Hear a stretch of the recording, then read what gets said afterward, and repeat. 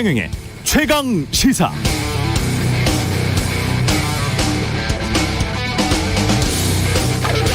네, 윤석열 파일이라는 걸 어제 저도 봤는데요.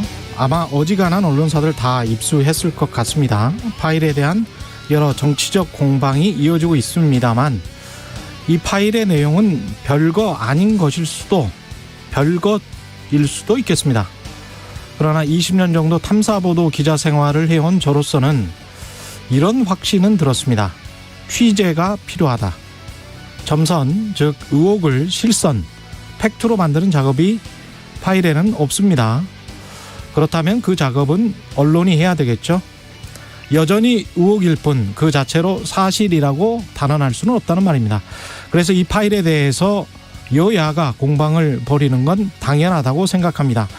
정치권이 확정되지 않은 사실에 대해서 정치적 유불리에 따라 정치적 공방을 하는 건 당연. 그렇다면 그만큼 언론은 의혹을 쫓아 팩트를 확인하고 유력한 대통령 후보를 검증하는 것도 당연한 것 아닐까요? 그러나 그동안의 우리 언론 행태를 보면 얼마나 많은 언론사가 입수한 문서를 가지고 의혹에 대해서 팩트 체킹을 할 것인지, 검증할 것인지, 국민을 대신해서 직접 물어볼 것인지는 미지수입니다.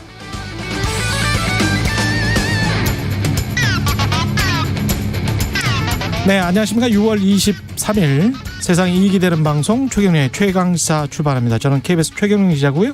최경영의 최강시사 유튜브에 검색하시면 실시간 방송 보실 수 있습니다. 문자 참여는 짧은 문자 50원, 긴 문자 100원이 드는 샵9730 무료인 콩 어플 또는 유튜브에 의견 보내주시기 바랍니다. 오늘 1부에서는 더불어민주당 백혜련 최고위원 만나보고요. 2부에서는 이재호의 이게 정치라오, 국민의힘 이재호 상임 고문 만나봅니다.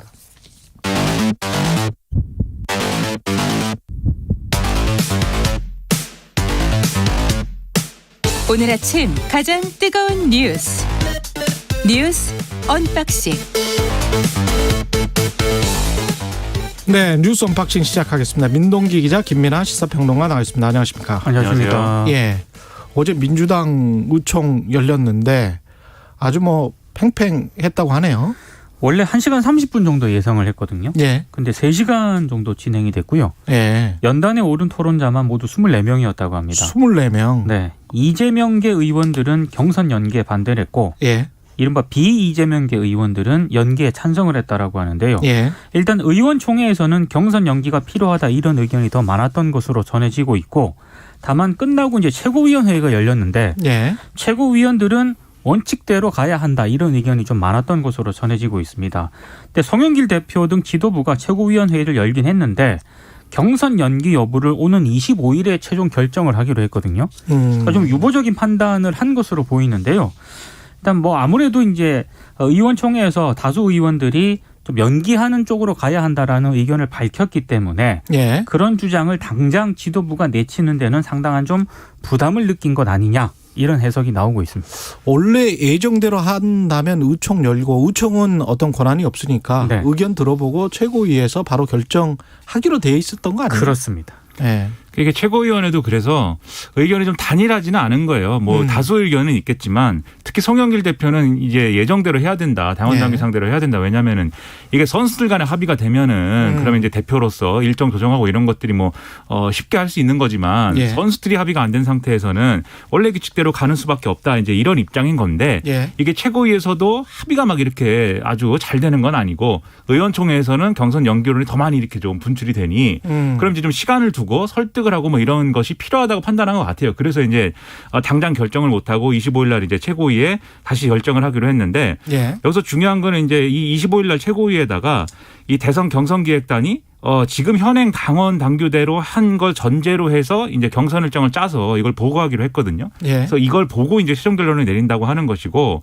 그리고 그 23일 날 당무위가 열리는데 이 지금 이전까지 논란이 된 당규를 보면은 상당한 사유가 있으면 당무위에서 이제 경선 일정을 이제 조정할 수 있다. 이렇게 돼 있지만 예. 23일 날 진행하는 당무위에서는 이 경선 일정과 관련된 논의는 안 할 거라고 하거든요. 그러면 전반적인 분위기는 당원 당규대로 가는 것에 가깝고 다만 의견 수렴과 설득을 하겠다라는 게 지금 송영길 대표의 스탠스다. 이렇게 봐야 될 것 같습니다.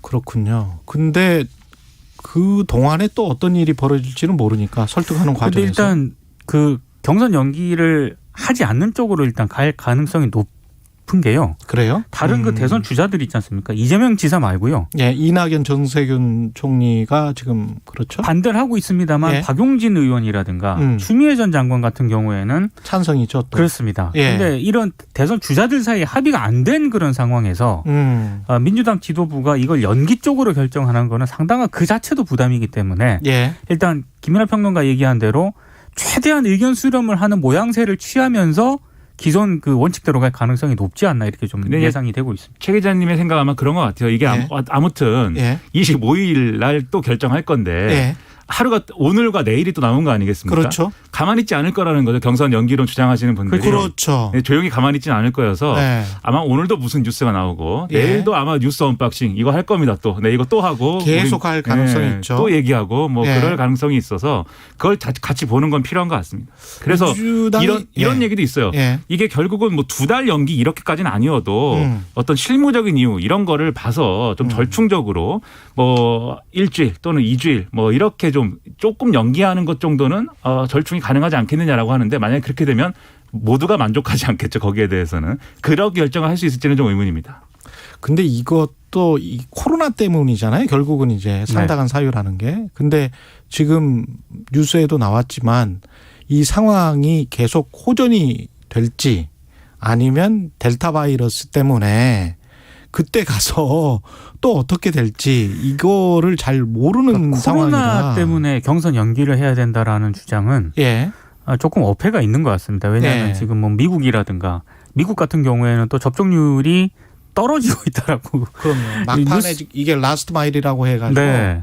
막판에 안 맞는 사람들도 굉장히 그래서 많습니다. 떨어지고 예. 있는데다가 이스라엘 같은 경우에는 다시 마스크를 써야 한다는 그런 지금 얘기까지 나오고 있기 때문에 그렇죠. 예. 변수가 너무 많습니다. 그러니까 경선 연기의 논거가 이제 두 개예요. 지금 말씀하신 코로나19인데 거기에 대해서 이제 경선 지금 현행대로 하자는 측의 주장은 예를 들면 국민의힘 전당대회는 그런 코로나가 없는 상황에서 그렇죠. 치렀냐, 흥행 잘 되지 않았냐 네. 이거고 또 하나의 논거는 이제 야당의 야당의 이제 대권 주자 선출이 굉장히 더 다이내믹할 것이고 그리고 그들이 어쨌든 11월달에 이제 후보를 확정할 것인데 예. 먼저 확정을 하면은 오히려 지금 이 경선 이 대선 본선까지 가는 과정에서 좀 불리할 수 있다 이제 이 주장을 하는 건데 예. 사실 이것도 어떻게 보느냐에 따라서 그럴 수도 있고 아닐 수도 있는 것이죠. 이게 정확하게 명분이 있는 주장이다라고까지는 좀 얘기할 수 없는 상황인 것 같습니다. 그것도 역시 뭐랄까요. 정치 판세 뭐 공학 뭐 네. 이런 생각인 건데 제가 이렇게 봤어요. 미국은 그러면 다른 나라는 어느 정도 하나 공화당 후보를 1년 반 전에 뽑더만요. 네. 거기는 민주당 후보도 네. 미리 뽑아서 예. 네. 그래서 충분히 말을 시켜보고 모든 걸 그렇죠. 우리가 미국을 따라갈 필요는 없어요. 아니요. 근데 이제 이것도 우리가 8개월 남았는데 또 이렇게 계속 정치 판세만 이야기를 하면 그 사람이 도대체 왜 대통령을 하려고 하는 건지 네.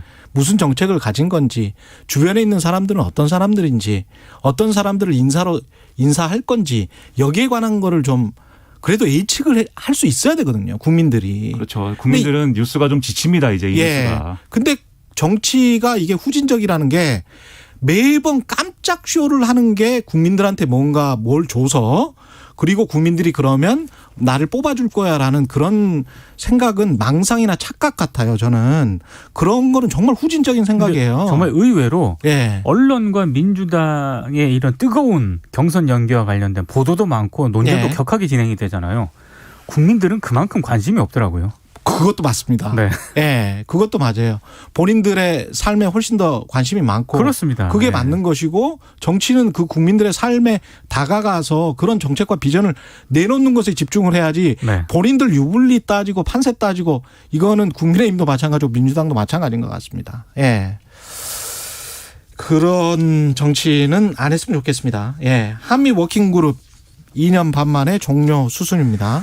원래 한미 워킹그룹은 2018년 11월에 만들어졌는데요. 남북 경제 협력 사업이 뭐 국제사회의 대북 제재에 저촉되지 않는 범위 안에서 최대한 효율적인 어떤 채널이 필요하다. 이래서 만들어졌는데, 근데 이게 문제는 만들어 놓았는데 남북이 합의한 사업이 한미 워킹그룹에 논의만 들어가면은 일제히 다 제동이 걸리는 겁니다. 그래서 북한 같은 경우에는 이건 한미 4대주의 올감이라면서 거칠게 비난을 했고 정부하고 여당 일각에서는 한미 워킹그룹이 남북관계의 발목을 잡고 있는 족쇄다.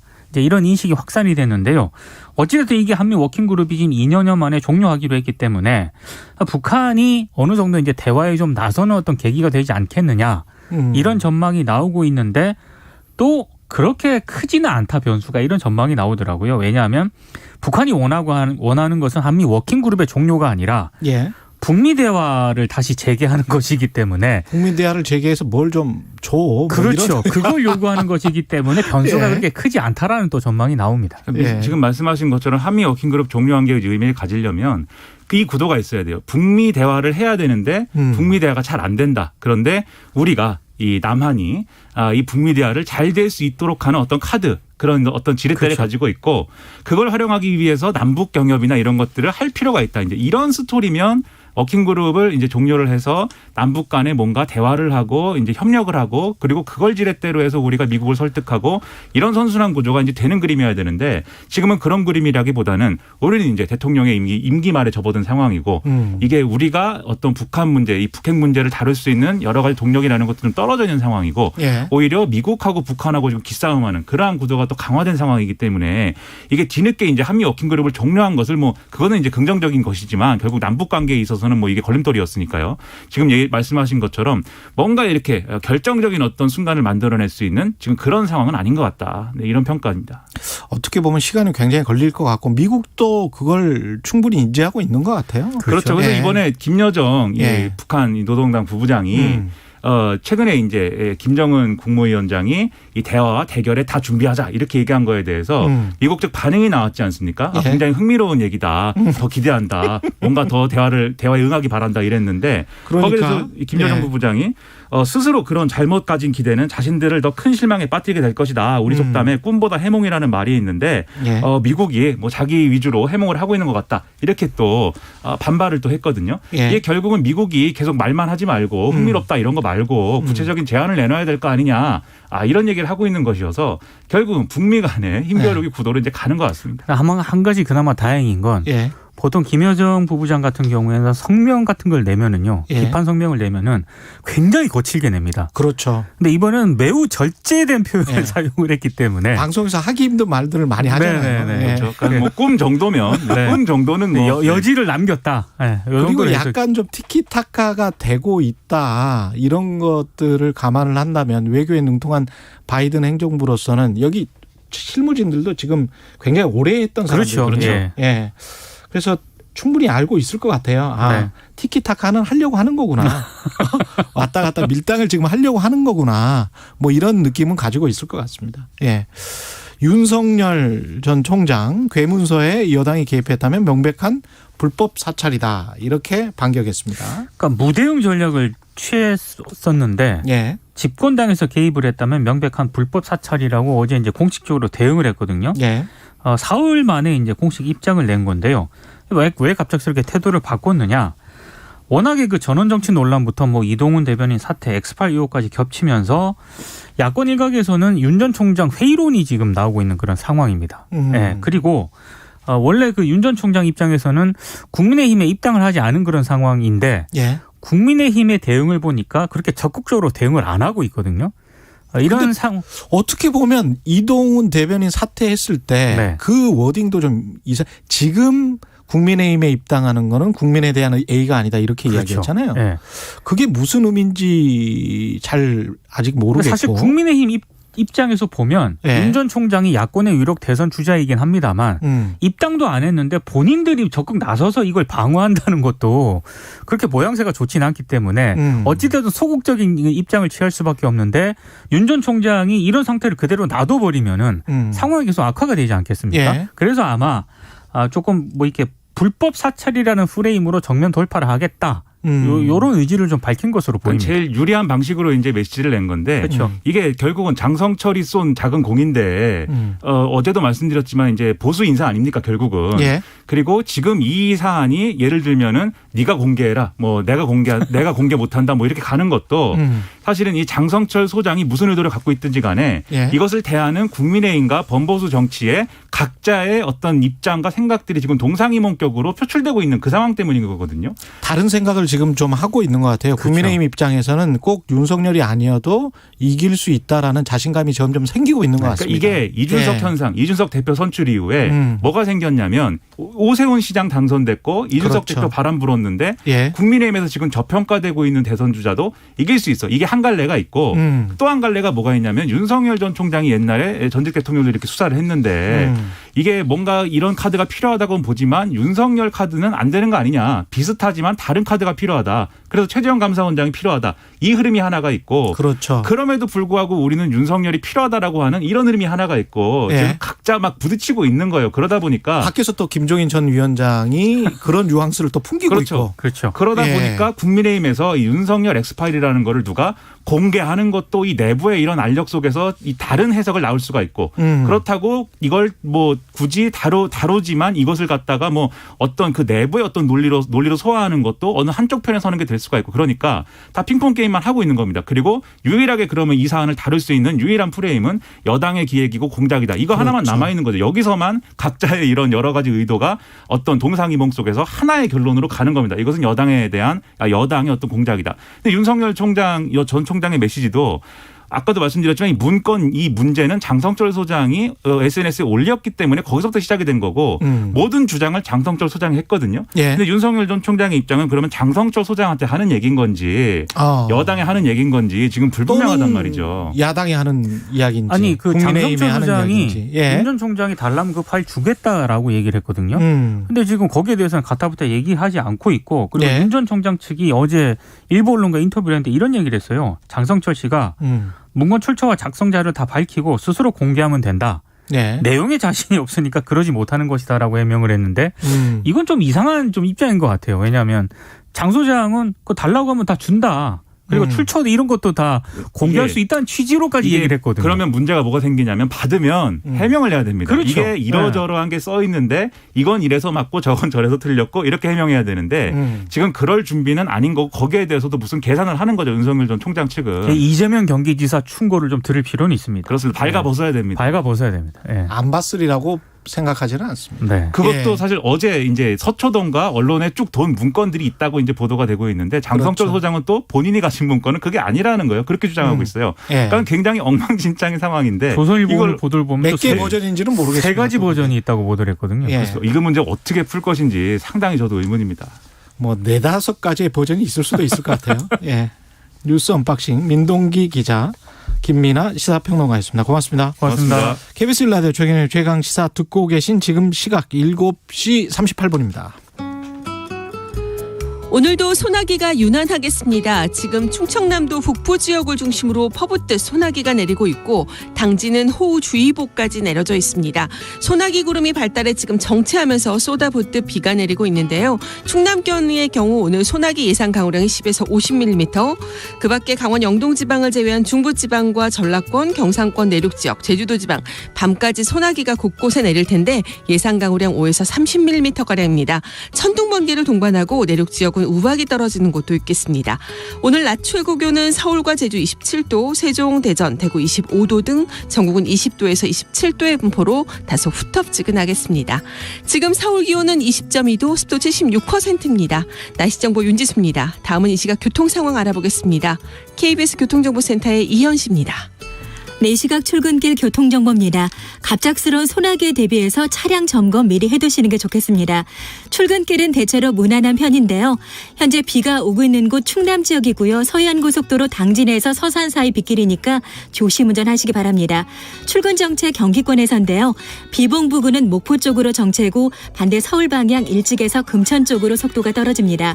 경부고속도로 수원 부근 양방향으로 정체고요.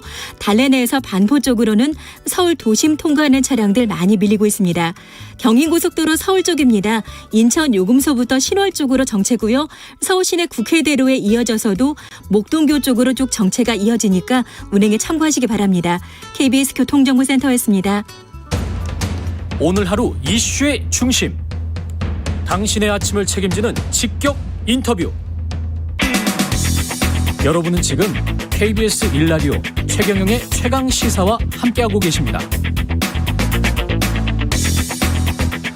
네, 더불어민주당이 어제 의원총회 열어서 대선 경선 일정 연기 여부를 논의했는데 치열한 공방 벌어졌고 최종 결론은 오는 금요일 25일 최고위에서 내려질 것이라고 합니다.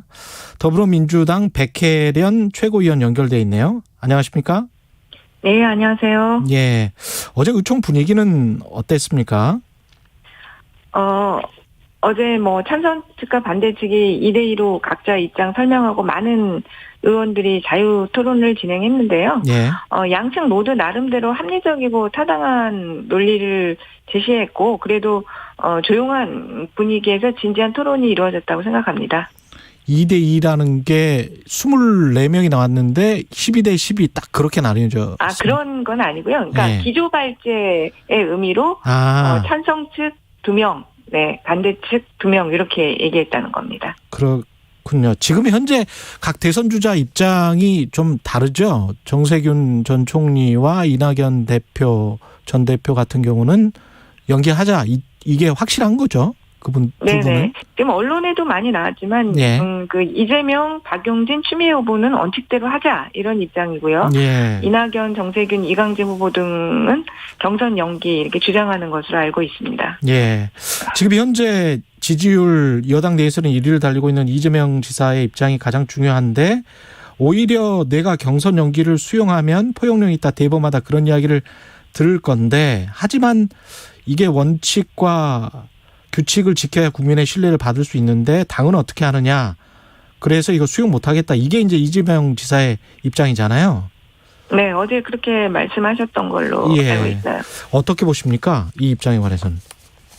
상당 부분 동의하는 부분이 있는데 특히 이제 당의 신뢰라는 부분에 대해서는 굉장히 동의가 됩니다. 그러니까 지난 4.7 재보선 같은 경우에 우리 당 소속의 단체장 기책으로 발생한 선거인데 우리 당에서 당원 개정을 통해서 후보를 냈습니다. 그런데 그 부분이 재보선 패배의 단일한 원인은 아니겠지만 상당 부분 우리 스스로 원칙을 저버린 행위로 평가를 받았던 것이라고 보이고요. 예. 그렇기 때문에 대선이 이제 미래투표의 성격을 가진다고 한다면 미래투표에서는 정치적 신뢰 이게 굉장히 중요한 문제이거든요. 그래서 그런 부분에서는 상당히 동의가 되는 부분이 있다고 보입니다.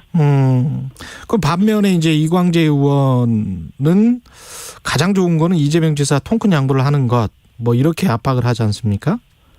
네, 근데 그렇게 단순한 문제는 아니라고 보고요. 누구한테 이제 일방적으로 희생을 강요할 문제도 아니라고 봅니다. 그리고 또 이제 이재명 지사가 1위 주자니까 이재명 지사만 양보하면 된다 이렇게 말씀을 하시는데. 사실 지금 경선 원칙론은 그 이재명 지사에도 추미애 전 장관하고 박용진 의원도 똑같이 동의하고 있는 부분이거든요. 그래서 이재명 지사가 통 크게 양보한다고 해서 바로 합의가 되고 그런 문제는 아니라고 보입니다. 근데 그럼에도 불구하고 어제 이렇게 결론이 안 나고 어제 원래는 최고위에서 의총 끝난 다음에 의총은 아무런 권한이 없으니까 최고위에서 결론을 내기로 돼 있었던 거는 맞잖아요. 네, 그 송영길 대표라 생각은 그랬던 것 같습니다. 네. 그런데 이제 25일로 연기한 거는 25일에 그러면 정말 결론이 날 것이냐 그것도 좀 의심스러워지는데요, 상황이.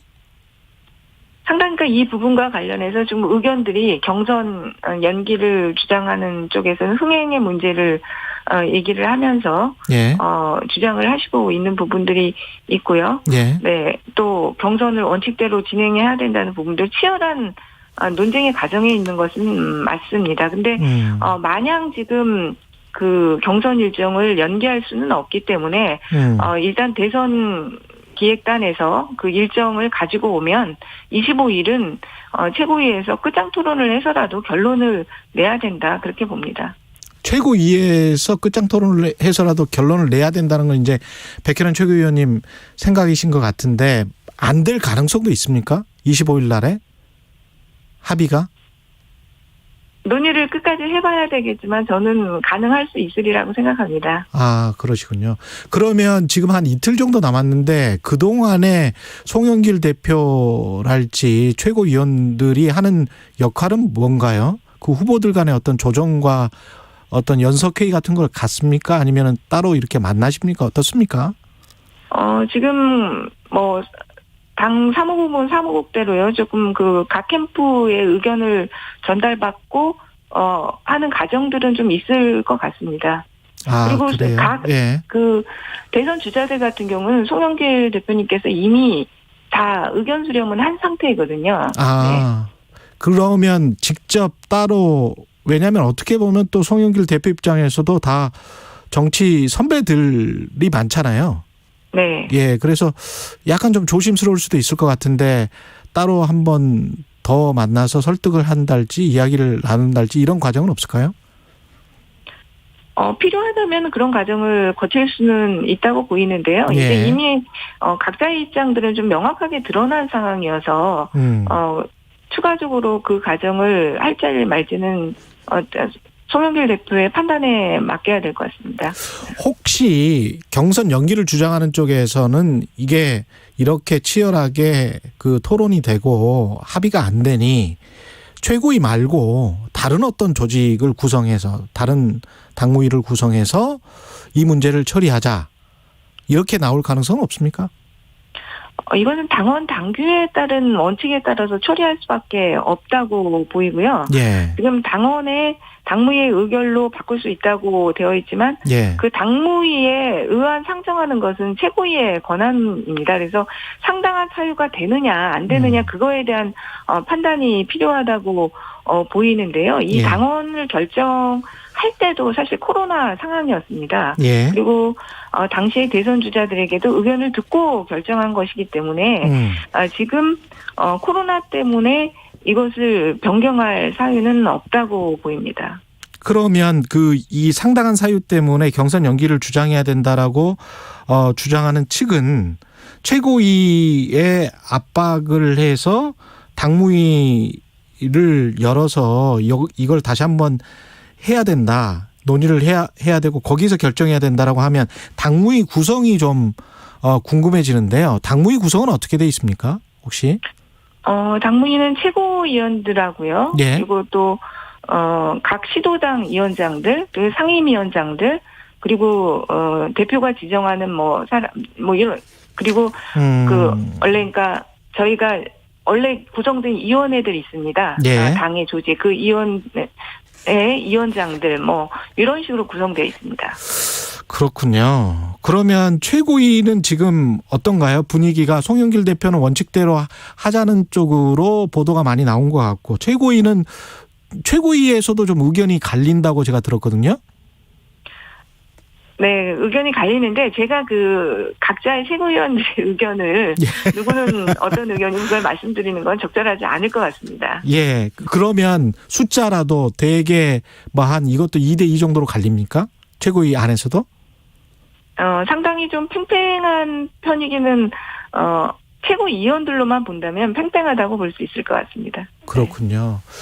그러면 이 상당한 사유 때문에 경선이 연기될 가능성도 여전히 존재하는 것 같이 지금 들립니다. 백혜련 최고위원님 쭉 말씀하시는 거 들어보니까. 아닌가요? 최종 논의는 해봐야 되겠는데요. 근데 예. 상당한 사유에 대한 판단이요. 예. 네. 그걸 상당한 사유로 볼 수 있느냐. 이건 이제 제가 법률가적인 관점에서 말씀드린다고 그렇죠. 한다면, 예. 네. 원칙과 예의 문제거든요. 네. 원칙과 예의 문제이기 때문에 원칙이라는 것은 기본적으로 지켜져야 되고 예의라는 것은 거의 불가항력적인 사항을 얘기합니다. 이걸 볼 때는. 그런데 지금의 사항이 그런 불가항력적인 상황에 해당되느냐. 이 부분으로 볼 때는 그렇다고 보기는 어려운 상황으로 보입니다. 불가항력적 사유나 상황이라는 게 가령 이제 유력 후보 중에 한 명이 다쳐서 병원에 입원을 해 있는데 한 2, 3개월 걸린다든가 이런 상황일까요? 그런 정도의 상황도 좀 제가 볼 때는 어려울 수도 있는 것으로 보이고요. 그것도 어려운 코로나로, 게. 예. 네. 지금 코로나를 많이 얘기하시잖아요. 그러니까 사회 전체가 뭐 셧다운되는 이런 정도의 상황 이라고 한다면 상당한 사유가 있다고 볼 수 있겠죠. 다 그 과거 이제 유럽처럼 락다운해서 봉쇄해서 전혀 어떻게 할 수가 없다. 것이 거의 경선을 하는 것이 불가능할 정도의 상황이라고 한다면 그런 상당한 사유가 있다고 볼 수 있겠지만 지금 코로나 시국에도 계속해서 총선, 재보선, 전당대 모두 다 치른 상황이거든요. 그런데 이 경선만 안 된다고 하는 것은 상당한 사유로 보기는 어렵고요. 정무적인 판단으로는 뭐 선거에 이기기 위해서 그런 판단을 할 수는 있다고 보입니다. 네. 그 선거에 이기기 위해서 우리가 먼저 하는 게 불리하다. 그다음에 좀 있다가 하는 게 훨씬 더 흥행에 도움이 되지 않겠느냐. 이런 정부적인 판단에 관해서는 어떻게 생각하세요? 그런 정무적인 판단이 지금 사실 다른 부분인 건데요. 예. 지금 그 JTBC 여론조사 결과에서도 나왔지만 경선을 원칙대로 진행해야 된다는 여론이 압도적으로 높습니다. 국민 여론은 그렇더라고요. 네, 국민 여론이요. 그리고 당에서 한 여론조사는 더 그것보다도 사실 차이가 났습니다. 그러니까 여론 원칙대로 해야 된다는 부분이요. 그러니까 국민들이 판단하기에는 지금 그 경선 연기는 원칙에 대한 훼손이라고 판단을 하신다고 보거든요. 그렇다면 그것 자체가 지금 그 당의 신뢰를 무너뜨리는 행위이고 오히려 경선에도 저는 도움이 되지 않을 것이라고 생각합니다. 당에서도 따로 조사를 했었군요. 네, 전략 단위에서 한 것으로 알고 있습니다. 근데 지금 말씀하시는 거 들어보니까 JTBC 의뢰로 리얼미터가 조사한 거잖아요. 6월 19일부터 20일까지 전국 만 18세 이상 남녀 1028명 대상으로 한 건데 표본 오차 95%고 신뢰 수준 플러스 마이너스 3.1%포인트. 여기에서 그 절반이 넘는 응답자들이 경선 연기를 반대를 했습니다. 55.8%. 그리고 찬성이 24%. 근데 이제 당 자체 내에 여론조사는 이것보다도 더 반대하는 국민들이 많았다. 이런 말씀이시네요. 네, 그 수치보다는 더 높은 수치였습니다. 55.8%보다는. 최악의 경우에 그 경선 연기를 주장하시는 분들이 경선 연기가 받아들여지지 않고 원칙대로 하겠다라고 하면 경선 보이콧을 할 가능성도 있습니까? 저는 그럴 가능성은 없다고 생각합니다. 이게 결국은 다들 후보가 되기 위해서 그리고 선거에 이기기 위해서 주장을 하시는 부분들이 있기 때문에요. 만약에 경선 연기가 결정되지 않고 그대로 가는 것으로 한다면 바로 프로세스가 진행되게 됩니다. 지금 후보 등록을 하고요. 그렇게 된다면 각 후보들도 그동안의 감정들은 다 털어내고 바로 저는 참여해서 할 것이라고 생각하고요. 지금 이미 찬성하는 쪽과 후보들 간에도 찬성하는 쪽과 반대하는 쪽이 있지 않습니까? 그러면은 그 프로세스는 진행될 수밖에 없는 상황이기 때문에 경선 과정을 뭐 보이콧한다든지 이런 일은 없을 것이라고 생각합니다. 게다가 이제 송영길 당대표의 위상이랄지 입지도 이것과 관련해서 위태로울 수도 있겠습니다. 만약에 경선이 연기되는 상황이 된다면 또는 뭐 원칙을 지켜서 한다고 했는데 그것에 뭐 반대해서 보이콧을 한다거나 뭐 뭔가 더 큰 문제가 생긴다면 그렇죠? 네, 근데 그 경선 보이콧은 저는 가능성은 없다고 생각하고요. 네네. 우리 당이 그동안에 이제 수많은 경험 속에서 성공과 실패를 해왔고 이런 과정들을 항상 어떻게 보면 겪어왔습니다. 이 경선을 앞두고 있을 때는 후보들 간에 하나의 문구를 가지고도 굉장히 치열하게 다퉈왔던 과정들은 있습니다. 그러나 그 과정이 끝까지 갔던 적은 없고요. 또 바로 또 극복을 하고 다음 과정을 준비해 왔기 때문에 저는 이 과정도 우리 당에서 잘 빨리 해결하고 극복할 수 있다고 생각합니다. 25일에 만약 그 결정이 안 난다면 그러면 좀 갈등의 골이 깊어질 수도 있을 것 같은데 어떻게 보세요? 그러니까 그 경선 연기를 둘러싼 논쟁이 길어질수록 누구에게도 도움되지는 않는다고 봅니다. 그러니까 특히 그 후보들 간에도 마찬가지고요. 당에도 마찬가지이기 때문에 이제는 25일 정도 되면 저는 반대하는 쪽이나 찬성하는 쪽이나 마무리를 어떤 형태로든 마무리를 지어야 된다는 거에는 공감대가 형성될 것 같습니다. 그러니까 경선을 정말 연기하든지 원칙대로 하든지 결정을 내려야 된다는 부분에 대해서는 공감대가 형성될 것이라고 생각하고요. 그렇기 때문에 25일 날은 최종 결론이 내려질 것이라고 봅니다. 결국은 어떻게 이후에 어떤 결정이 내려지면 수습하느냐, 그게 가장 큰 관건이겠네요. 이후에는. 네. 그렇습니다. 네. 마지막으로 지난 국민권익위 부동산 불법 전수조사에서 의혹이 제기됐던 양이원형 윤미향 의원에 대한 제명 결정이 됐잖아요. 당에서, 민주당에서. 근데 당사자들은 이게 연좌제다, 이렇게 반발하고 있는데 어떻게 보십니까? 그러니까 이번 부동산 문제와 관련해서 당이 사실 전례 없는 강력한 조치를 했습니다. 지금 이제 문제된 분들이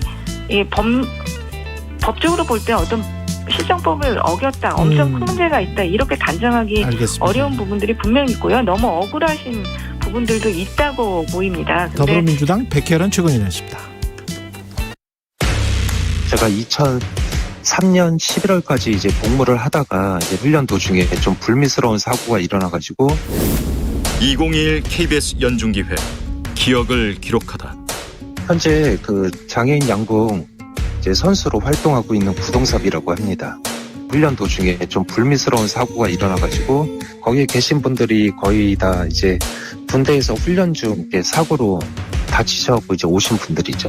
이제 국가유공자라 하면은 사람들이 대다수가 이제 막 이런 6.25 한국전쟁 아니면 이제 베트남 이제 원란 파병 이게 진짜 전쟁에 나가서 다치시거나 아니면 큰 공을 세우신 분만이 국가유공자라고 생각하시는 분들이 상당히 많더라고요.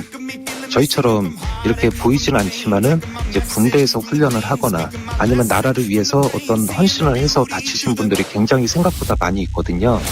근데 사실 그런 분들은 이제 많이 이슈를 못 받고 또 우리나라가 사실 호국 보훈의 달 6월 달에만 이런 호국 보훈의 정신을 강조하는 것 같아서 지금은 워낙 지금 휴전 상황에서 전쟁도 안 일어나고 이러니까 평화로운 상태잖아요.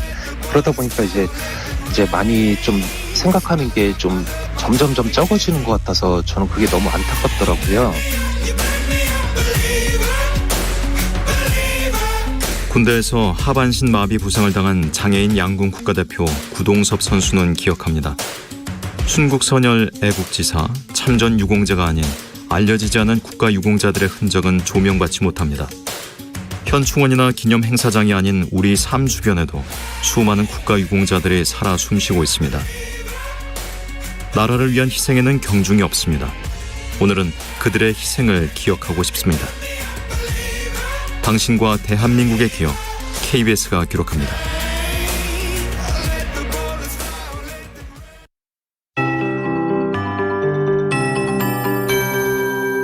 KBS 58분 날씨.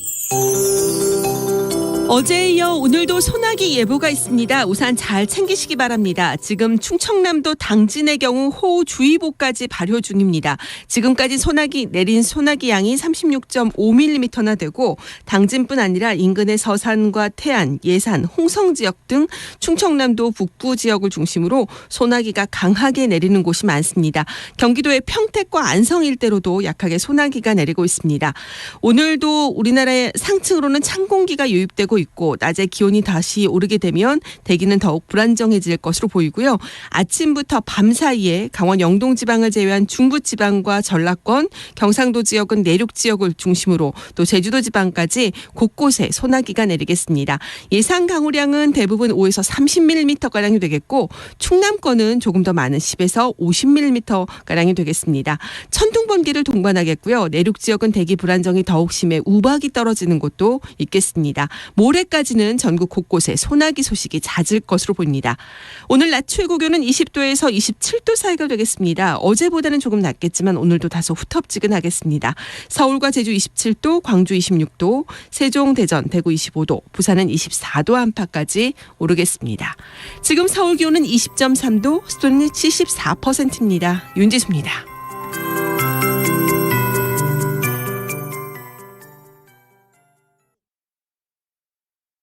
정성을 다하는 국민의 방송 KBS가 8시를 알려드립니다. AM 711kHz, FM 97.3MHz, KBS 1라디오입니다. HLKA.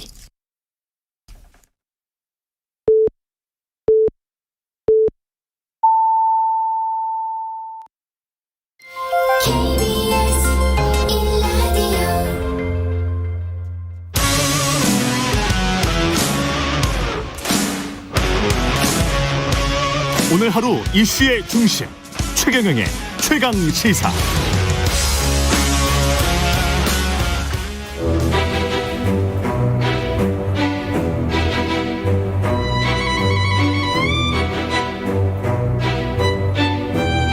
이재호의 이게 정치라오.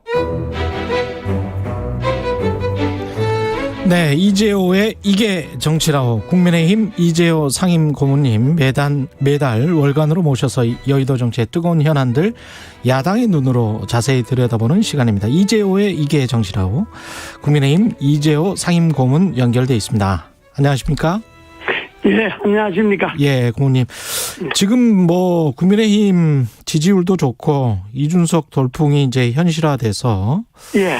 당대표도 선출된 다음에 이 전반적으로 청와대에도 영향을 미쳐서 20대 예. 대학생의 청년 비서관도 나오고 영선의 정무 비서관도 나오고 그랬습니다.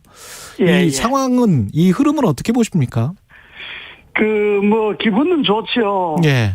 그런데 야당의 목표가 정권 교체지 무슨 대표 젊은 사람으로 앉히는 거 세대 교체하는 게 그게 야당의 목표가 아니지 않습니까? 그렇죠. 그 문제는 야당이 정권 교체를 위해서 어떻게 하느냐 여기에 초점을 맞춰야 되는데 젊은 사람 하나 대표 앉혀놓고 너무 흥분하는 것 같아요.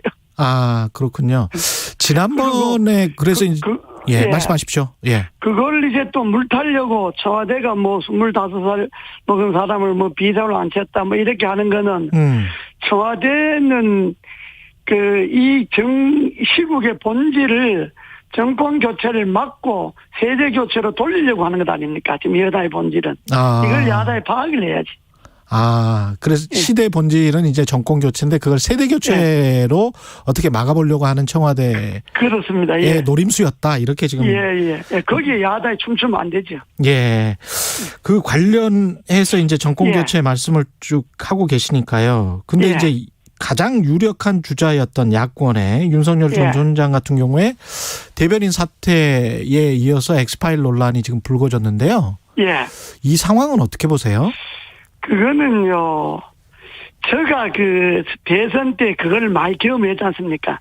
이명박 대선을 총괄하면서 그때 대선 때 이명박 후보에 대해서 소위 엑스파일이라는 게 수도 없이 나왔잖아요. 자고 나면 한 건씩 터졌잖아요. 그랬습니다. 박근혜 엑스파일도 터졌고 또 이해창 후보 때도 제가 선거 기획단에 있었는데 그때도 느닷없이 김대업이 사건이니 무슨 기업에 돈 받았니 그래서 또 매일 터졌잖아요. 그러니까 유력 후보가 되면 없는 사실도 있는 것처럼 만들어서 공격하는 것이 정치판의 현실이니까 윤석열 전 총장도 자기가 유력 후보가 되었으니까 이렇게 심하게 하는구나 이렇게 생각은 하고 그러나 일단은 그렇다 하더라도 이걸 초기에 사실 여부를 분명히 밝히고 아니건 아니다 하고 확실하게 이야기해야지 대응하지 않겠다 유언비어다 이렇게 넘어가면 이게 자꾸 새끼를 칩니다. 거짓말이 또 거짓말 낳고 또 더 그럴싸한 거짓말 낳고 전에 이명박 대통령이 그랬잖아요. 심지어 어머니가 일본 사람이라는 동 일본에서 났으니까 일본 사람이라는 동 이상적 의자 친형이 아니라는 동 그래갖고 DNA 검사까지 했잖아요. 그러니까 이게 거짓말이 자꾸 거짓말 나으니까 확실하게 딱 부러지게 조기에 밝혀버리고 그리고 대응팀을 꾸려갖고 대응을 하게 해야지 그럼 본인이 일일이 나설 건 아니고 그리고 정치판에 선거 때는 흔히들 일어나고 유력 후보가 될수록 유언비어가 더 많습니다. 유력 후보가 될수록 엑스파일이 더 내용도 풍부하고 양도 많고 그러니까 그건 정치판에 있는 일이다 이렇게 넘어가야 되는데 당사자는 초기에 확실하게 대응할 필요가 있습니다. 근데 이제 유언비어라고 말씀하셨지만 이명박 전 대통령이나 박근혜 전 대통령 같은 경우는 사실로 확인된 대선 후보 때의 어떤 논쟁거리들이 그런 것들도 있지 않습니까, 사실은. 그 중요한 거는 다 유언비어였죠. 사실로 확인된 게 뭐 있었습니까?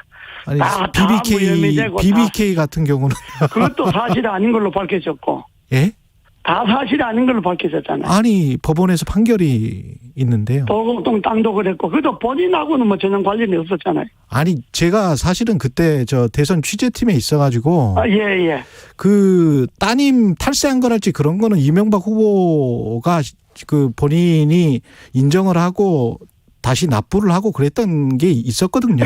그러니까 사실은 사실대로 하는데, 그게 대부분이 그게 유언비어였잖아요.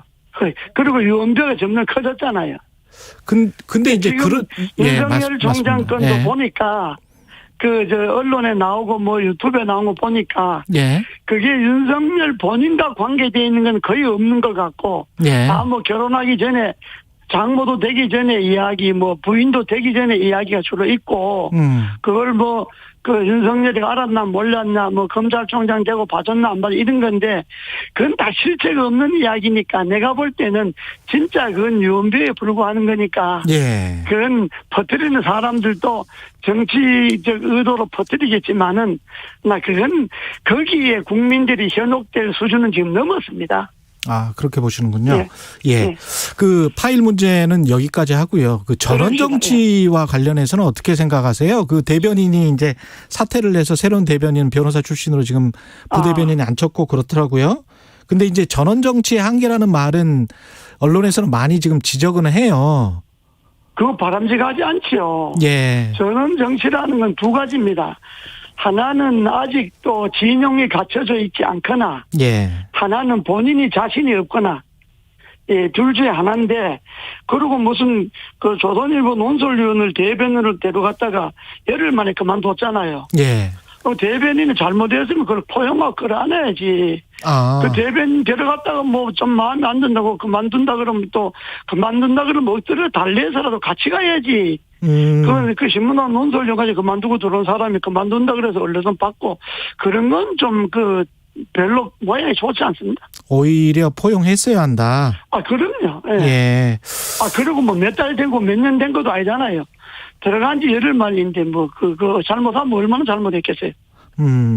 그렇군요. 포용을 해야죠. 이게 지금 윤석열 전 총장의 행보는 어떻게 보십니까? 제가 이렇게 과거 기록들을 보니까 반기문 전 총장 같은 경우도 굉장히 뭐 당시 문재인 후보보다 한 2배 정도 지지율이 높았다가 꺼지는 게 뭐 한 달 정도더라고요. 출마 선언하고. 꺼지는 거는 순간이죠. 그런 시기가 있잖아요. 꽃이 피는 건 힘들어도 지는 건 잠깐이라고.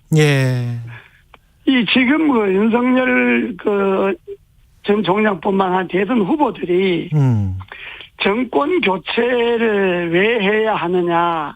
정권 교체 본질에 접근을 안 하고 내가 그냥 인기 얻어서 지지도 얻어서 대통령이 되겠다 이 이야기만 하잖아요. 지금 문재인 정권이 잘못하고 있다. 문재인 대통령이 잘못하고 있다. 그러면 세상이 다 아는 이야기예요. 그건 맨날 해야 소용없는 이야기입니다. 문재인 대통령이 뭘 잘못하고 이 정권이 나라를 어떻게 망치고 지금은 그 이야기 할 때가 아니고 대선 후보가 되려면 이런데 내가 되면 우리가 정권을 잡으면 나라를 예를 들어 지금의 권력형 부패와 비리가 대통령 제왕적 대통령제에 나왔으니까 대통령제를 어떻게 잡고 권력을 어떻게 분산한다든지 지금의 행정이 지금 행정만 해도 전국에 자체 예산으로 충당 안 되는 지자체가 243개 중에 173개입니다. 이게 30%도 예산 충당을 못해요. 이런 걸 우리가 정권 잡으면 어떻게 하겠다든지 뭐 이런 나라가 크게 망가지는 부분을 어떻게 개선하겠다는 이야기. 이게 정권 교체의 본질이 돼야지 대통령만 바꿔 갖고는 정권 교체가 그게 안 되잖아요. 우리가 막 박근혜 대통령이 잘못하니까 문재인 대통령 바꾸면 된다 그랬는데 문재인 대통령 바꿔서 뭐 잘 된 게 있습니까? 그러니까 대통령만 바꾼다 하는 건 그거는 아무나 대통령이지. 대통령 돼갖고 땜질 하다가 5년 다 가잖아요. 예. 그러니까 지금 윤석열도 그러고 딴 사람도 그러고 왜 정권을 교체해야 되는가? 정권 교체의 본질은 이거다. 이 내용은 이야기 안 하고 맨날 뭐 이 잘못한 정권만 지금 이야기하니까 그리고 윤석열 전 총장의 행보도 아니 뭔가 확실한 게 있어야 되잖아요. 그렇죠. 확실한 건 없고 그냥 국민들이 살아있는 권력과 싸워서 인기가 높으니까 그 인기 믿고 내가 대통령 하겠다 이렇게 해갖고는 안 됩니다. 방금 이야기하셨지만 인기라고 하는 거는 그 거품과 같은 거니까. 예. 지금 국민이 지지도가 30%가 40%가 이건 우선은 지금은 될 수가 있어요. 예. 그러니까 이것이 오래가지 않습니다. 그러니까 정말로 윤석열 정치의 본질이 뭐다. 내가 왜 대통령이 되려고 하고 내가 문재인 정권 하에서 검찰총장을 해보니까 나라가 이렇게 멍들었더라. 이렇게 안 된다. 뭐 이런 걸 좀 본격적으로 이야기하고 국민들이 저 사람이 검사만 아니라 그래도 국가 경영에 대한 자기 나름대로 철학이나 정치력이 있구나 이걸 밝혀줘야지 그냥 가끔 나타나서 뭐 한마디 던졌다 들어가고 이렇게 해갖고는 좀 어렵죠. 근데 제가 이제 이동훈 대변인 사퇴하기 전에 한번 인터뷰를 했었거든요. 예. 바로 직전에. 근데 이제 그때의 스케줄은 어땠었냐면 6월 27일에 6월 27일이 일요일이래요. 그래서 일요일이나 월요일쯤에 대권 선언을 하고 그다음에 민심 투어를 1, 2주 정도 한 다음에 그다음에 이제 국민의힘에 입당할 게 확실하다는 투로 이야기를 했고요. 이동훈 대변인은 이야기한 겁니까? 아니 이동훈 대변인은 그렇게 이야기를 했고 그게 잘못됐다. 그게 그 메시지가 잘못됐다고 이제 경질이 된 거잖아요. 그렇습니다. 예. 그래서 이제 윤석열 총장은 언론과 직접 통화해서 지금 국민의힘 입당을 거론하는 건 국민에 대한 도리 A가 아니다. 예. 이 이야기를 했거든요. 근데 제가 좀 이해가 안 되는 게 지금 국민의힘 입당을 거론하는 건 A가 아니다. 국민에 대한 이게 무슨 이야기일까요? 검찰총장 나오자마자 대통령 되려고 정당 입당하느냐 이런 비판을 받을 수 있다 이런 이야기인데. 아니 근데 몇 개월 지났잖아요. 그런 이야기도 대변인이 그럴 것 같다고 이야기할 것이 아니라. 예. 본인이 분명한 자기 입장을 한번 밝혀야죠. 정치를 한다 안 한다 이런 걸 떠나서. 예. 내 앞으로 일정은 대충 이렇다. 꼭 요대로 되는 건 아니겠지만은 내가 생각하고 있는 일전 이렇다라는 이야기를 한번 국민들에게 언론에 한번 밝혀주고 좀 본인이 좀 적극적인 이런 걸 해야지 그냥 옆에 사람 시켜서 이 말하고 저 말하고 이렇게 갖고는 국민들도 불안하죠. 파일은 이른바 이제 윤석열 파일은 보셨습니까 혹시 고모님은? 전 못 봤습니다만 언론에 나온 거 유튜브에 나오는 것만 봤는데 예. 나 그거 별거 아닙니다. 그냥 본인에게 타격 받을 것도 없고 단지 본인이 해명할 게 있으면 해명해버리면 되는 거고 그런 건 오래가지 않습니다. 근데 그 파일이 나오는 그 과정 있지 않습니까? 나오게 된 과정. 그때 이제 장서철 소장 같은 경우는 보수 진영의 정치평론가고 신한국당 사무국에 있었잖아요. 예. 그리고 여러 의원들 보좌관도 했고 그랬는데 이것 자체가 이 터지는 과정이 그리고 그 이후에 국민의힘이 당 차원에서는 대응은 하지 않고 있거든요. 예. 이게 혹시 그게요. 예. 그게 저는 잘못됐다고 보는 게 당원이고 아니고 입당했고 안 했고를 떠나서 지금 대선 후보가 여든 야든 특히 야권 후보로 거론되는 사람이 그런 엉터리 같은 소문에 휘말리고 내부 공격이 되면 그거는 야당이다 아니다를 떠나서 국민의힘은 제1야당으로서 당연히 대응해주고 그걸 이야기를 해야죠. 강력하게 대응해줘야 된다. 당 차원에서. 강력하게 대응해야죠. 사실은 사실이고 아닌 건 아니고 본인에게 사실을 밝혀라든지 아니면 그 자체가 유언비어라든지 이렇게 그게 야당이 약자를 보호하는 야당이 하나의 책무잖아요. 예. 그런데 그게 비록 윤석열뿐만 아니라 설사 다른 후보라 하더라도 그런 야권 후보로 거론되는 사람들이 그런 공격을 받으면 그건 야당으로도 대응하는 것이 그게 마땅한 거죠. 그러니까 아직 뭐 우리 당 입당 안 했으니까 우리는 아직 뭐 적극적으로 안 나서겠다 이런 옳지 않는 거죠. 근데 그럼에도 불구하고 지지율 1위의 야권 후보지만 올인하기에는 약간 좀 찜찜한 국면이 있지 않느냐. 또 어떤 다른 후보가 득세를 해서 충분히 정권 교체를 할 수 있지 않느냐는 그런 판단도 국민의힘 내부에 있지 않습니까?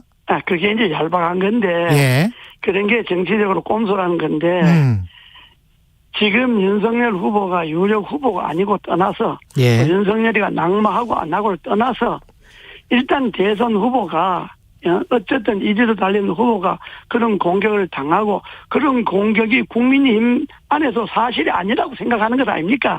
그럼 사실이 아니라고 생각하면 마땅히 대응을 해줘야죠. 그건 뭐 윤석열 개인을 위해서 대응하는 것이 아니라 이러한 대선판을 흐리게 하는 이런 정치 풍토에 대해서 국민의당이 야당으로서 강력하게 대응을 해주는 것이 맞는 거죠. 그걸 뭐 간보면 되겠습니까? 뭐 그리고 거기에 뭐 올인하라는 게 아니잖아요. 뭐 윤석열에서 봐야 돼. 국민의힘이 뭐 당문을 걸고 뭐 올인하라는 것도 아니고 마땅히 야당으로서 대응할 만큼 대응해주고 해야지요. 그게. 그 야당이 그 도리 아니겠어요? 근데 언론 기사들을 보면은 어떤 대체할 카드로 최재형 감사원장이랄지 김동연 부총리랄지 이런 이야기가 나오는 것도 사실이고 유승민 전 의원 같은 경우도 지금 지지율이 꽤 많이 올랐어요. 그래서 그런 어떤 생각도 그 뭐 안전하게 가려면 그런 생각도 할 수 있는 거 아닐까요? 지금 그 국민의힘이요. 내가 상임 고문으로 있지만은 지금 국민의힘이 만약에 그런 생각을 한다면 국민의힘은 망합니다. 그렇습니까? 정권 교체 못합니다. 지금은 그런 생각을 할 때가 아니에요. 윤석열이가 낙마하면 최재해가 있고 뭐 최재해가 낙마하면 누가 있고 이런 식의 계산을 할 때가 아니고 대선 정치판을 바르게 잡는 것이 야당의 책무잖아요. 대선 정치판을 바르게 잡기 위해서 이런 사태에 대해서 야당으로는 마땅히 비판하고 공격하고 반대하고 해야 하지. 만약에 윤석열에 달려들었다가 윤석열이가 낙마하면 다음에 최재해가 또 들어오고 뭐 최재해가 안 되면 또 누가 들어오고 이런 계산을 하면요. 그거는 말하자면 속말로 말하면 얍삽한 생각이고 그렇게 하면 정권교체는 못합니다. 정권교체 못하고 지금은 그런 차원이에요. 윤석열이든 뭐 누구든 간에 만약에 그 문건이 여권에서 나왔다든지 전에 김대엽이처럼 무슨 여당 국회의원과 관련이 있다든지 이런 식으로 드러날 수도 있는 그런 상황이니까 그건 여당이 적극적으로 대응을 해줘서 이 혼란한 정치판을 바로잡는 게 야당의 책무지 그걸 뭐 후보를 놓고 간보면 되겠습니까? 그건 아주 안 되는 거죠. 옳지 않는 거죠, 그건. 그 국민의힘 그 쇄신 차원에서도 여러 가지로 권익위 그 부동산 전수조사 관련해서 이렇게 제출을 했지 않습니까? 서류. 근데 이제 일부 의원들이 개인정보 제공 동의서 제출을 안 해서 조사를 못 하고 있다, 권익위가. 이런 보도가 나왔는데 이게 약간 좀 국민의힘 입장에서는 안 좋은 보도잖아요. 그거 안 좋죠. 그러면 안 되죠. 왜냐하면 원래 되지도 안 하는 감사원에다가 했잖아요. 의뢰를. 그 감사원 우리는 못한다 그랬잖아요. 그러면 국민님이 그걸 어디로 갖고 가야 하느냐. 그러면 우리는 검찰에다 조사 의뢰를 하겠다. 하고 아주 강하게 의지를 보여야 되는데 뭐 여당이 했으니까 우리도 국민권익위원회 한다. 좋아요. 그럼 국민권익위원회 모든 자료를 개인정보든 뭐든 부동산에 관련돼서 조사할 수 있는 내용을 다 제공을 해야지. 그걸 뭐 일부는 제공하고 일부는 제공 안 하고 몇몇 의원들도 제공 안 하고 이렇게 하는 것이 그게 안 되잖아요. 그게 옳은 제도가 아니고 그 당이 그렇게 하면 되겠습니까? 그 만약에 그런 의원이 있다 그러면 당이 강력하게 제출하라고 그래야죠. 그 마지막으로요. 오세훈 시장의 재등판론에 관해서는 아마 많이 들어보셨을 거예요. 어떻게 생각하십니까? 아닙니다. 오세훈 시장해서 서울시를 좀 제대로 만들려고 하는 것이 오세훈 시장이 생각하는 거지. 뭐 시장 돼서 인기 좀 올라갔다고 등판하겠다. 그건 오세훈 시장하고 전혀 거리가 먼 이야기입니다. 안 할 것이다. 그렇습니다. 알겠습니다. 여기까지 하겠습니다. 말씀 감사합니다. 국민의힘 이재호 상임 고문이었습니다. 고맙습니다. 공정, 공익, 그리고 균형. 한 발짝 더 들어간다. 세상에 이익이 되는 방송. 최경영의 최강시사.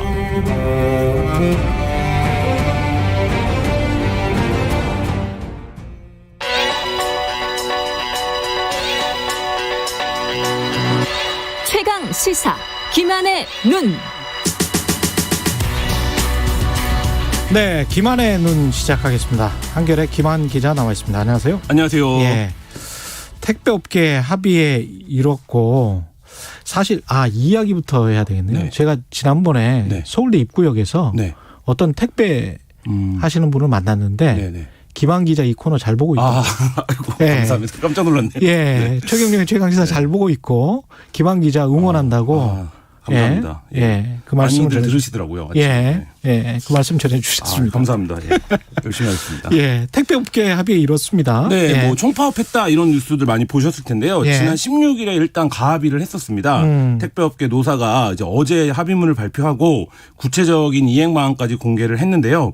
뭐 이게 첫 번째 합의는 아닙니다. 지난 1월에도 이미 합의를 한 번 한 적이 있는데 예. 다시 한번 두 번째 사회적 합의에 이르렀습니다. 예, 이 주요 내용은 뭡니까? 그 주요 내용은 일단 그 제일 쟁점이 됐던 게 분류 작업이었습니다. 예. 그러니까 이 택배 그 기사들의 노동이 이제 가중되는 이유 중에 하나가 이 분류 작업이고 이게 처음에는 이제 공짜 노동이다 이렇게 이제 택배 기사들은 주장을 했었는데요. 그렇죠. 예. 그러니까 이 부분에 대한 개선을 이제 하기로 했습니다.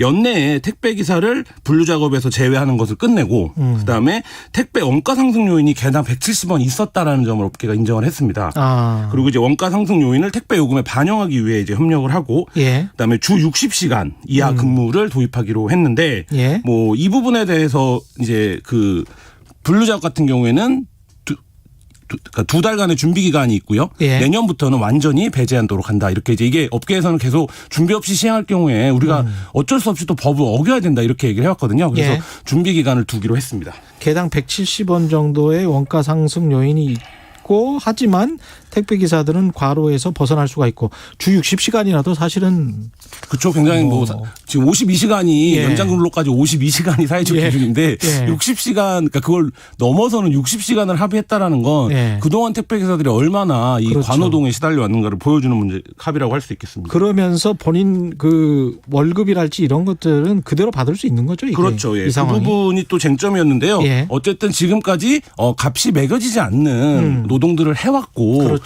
그 예. 부분까지 해야 이제 월급이 어느 정도 유지가 됐었는데 그 작업을 하지 않더라도 당연히 그 월급을 받을 수 있어야 이분들도 예. 이제 생활이 되는데 뭐 그와 관련해서는 이제 합의가 이루어진 겁니다. 예. 이분들이 택배를 워낙 많이 하니까 우리가 많이 소비를 하니까 이게 필수 노동 인력이에요. 어떻게 그렇죠. 보면. 예. 지금 안 돌아가죠. 택배 기사들이 없다라고 예. 하면 그리고 뭐 이른바 이제 K 물류라고 하는 예. 한국형 물류 핵심이 바로 이 택배 기사분들이 수행하고 있는 작업들입니다. 근데 이제 이런 부분들에 대해서 우리가 택배 기사가 좀 이제 진입 장벽이 쉽고 그러니까 구하기 쉽고 예. 뭐 이렇다는 이유로 굉장히 좀 처우나 이런 부분들에 대해서 소홀하게 생각을 해왔는데 지금 전체 산업 구조에서 이분들이 담당하고 있는 몫이 없다라고 한다면 기업과 소비자가 만날 수가 없는 상황이 되거든요. 예. 좀 굉장히 중요한 그 노동입니다. 문제는 그러면 다 해결은 된 겁니까? 이렇게 되면? 약간 좀 지켜봐야 될 대목들이 있는데요. 예. 일단 택배업가 상승 요인을 170원이라고 확인을 했는데 예. 이 얘기는 무슨 얘기냐면 결국엔 이게 이제 비용을 둘러싼 노사 간의 합의 아니겠습니까? 예. 그러면 결국 이 170원 안에서의 비용으로 합의가 됐다 이렇게 이해를 해도 될 텐데요. 예. 이 부분을 반영하고 있는 게 그 최대 그 1, 12시간 주 60시간을 일을 하기로 합의를 한 내용이에요. 예. 이 부분과 관련해서는 뭐 성과다 이렇게 판단도 하지만 일단 이게 사회적 그 합의이기 때문에 법적 구속력은 없습니다. 법적 구속력은 없군요. 네, 그렇기 때문에 예. 택배 기사들의 하루가 보통 어떻게 돌아가냐면 자기가 맡은 구역의 물량이 몇 개냐가 결국 노동 시간이 되는 거거든요. 예. 그러니까 이 부분에서 회사는 우리는 60시간만 일하라고 시켰다라고 하더라도 자기가 맡은 물건이 줄어들지 않으면 이게 결국에는 이 시간 안에 일을 끝낼 수 없거든요. 그러네요. 네, 거기다가 이제 단독주택 지구 같은 같은 경우는 굉장히 시간이 많이 걸리더라고요. 네, 그래서 이 부분을 이제 앞으로 어떻게 이행될지 실제 뭐 이 부분이 이제 굉장히 중요할 것 같고요. 그리고 또 한 가지 주당 60시간도 여전히 업무상 질병이 어떤 병이 발생했을 때 제가 주당 60시간이랬습니다. 이렇게 설명하면 그게 바로 질병의 요인이군요. 이렇게 바로 나오는 시간이에요. 네, 그러니까 이게 업무상 질병 인정이 되는 이제 수준의 시간인데 이 부분을 합의했다라는 게 더 줄여야 되지 않는가 이런 생각은 하나 들고요. 하루에 12시간이니까. 그렇죠. 그렇죠. 예. 그러면서 계속 왔다 갔다 하고 그거 들고 나르고 뭐 이러는 작업이니까요. 네. 그리고 이분들의 이제 지위가 특수고용직 노동자가 아니다. 뭐 자영업자다, 사업자다. 뭐 이렇게 이제 다투고 있는데. 그 부분은 어떻게 됐어요?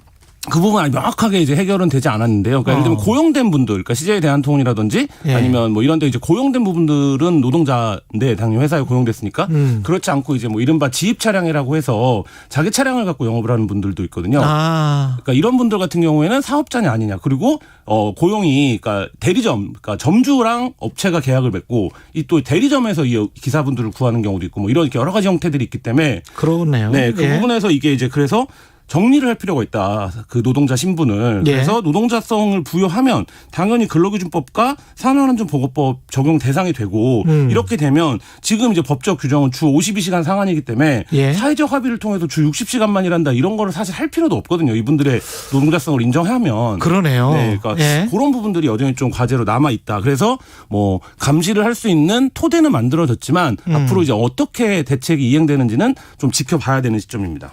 택배 회사들 입장에서는 대개 이제 이런 이야기를 하면 우리가 손해가 막심하다. 피해가 얼마가 될 것 같고 그게 다 소비자에게 전가할 수밖에 없다. 이게 보통 논리였잖아요. 이번에는 어떻습니까? 그러니까 택배사들이 계속 이제 기사들을 검색을 한번 해보시면 굉장히 재밌는데요. 택배사들이 어렵다.